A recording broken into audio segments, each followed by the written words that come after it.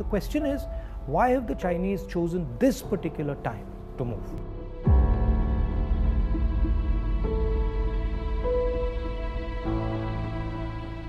What is it about India's situation that has made China act in such an aggressive way? What is it about this moment in time that has allowed the Chinese to have the confidence that they can move against a country like India?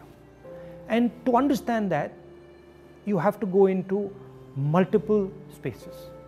Countries are protected not by one particular thing, but by a confluence of forces, by a confluence of systems. Okay? So a country is protected by its foreign relationships, it is protected by its neighborhood, it is protected by its economy, it is protected by the feeling that its people have, the vision that its people have. And what has happened over the last 6 years, that on all those areas, India has been disturbed and disrupted. And I'll cover each one of them. Let's start with foreign policy. Our relationship with the outside world used to be with multiple countries. We had a relationship with America, strategic partnership with America, I would say, and that is very important. We had a relationship with Russia, we had a relationship with Europe, and these countries used to help us maneuver in the world. Today, our relationship has become transactional. We have a transactional relationship with the United States. We have disturbed our relationship with the Russians. We have a transactional relationship with Europe. Now let's come to our neighborhood. Earlier, Nepal was a friend, Bhutan was a friend, Sri Lanka was a friend. Our neighborhood, other than Pakistan, was working with India and saw itself as being partnered with India. Today, Nepal is angry with us. If you go to Nepal and you speak to the Nepali people, they are furious with what has happened. Sri Lankans have given a port to the Chinese. Maldives is disturbed.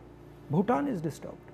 So we have disrupted our foreign partners, we've disrupted our neighborhood. Now let's come to the economy.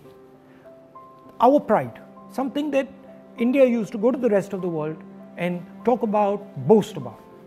Worst economic growth, 50 years, no end in sight, absolute disaster, unemployment highest in 40-50 years. So our strengths have suddenly become our weaknesses. We told the government that, look, please realize that we are becoming vulnerable. All these things are connected. They're not separate.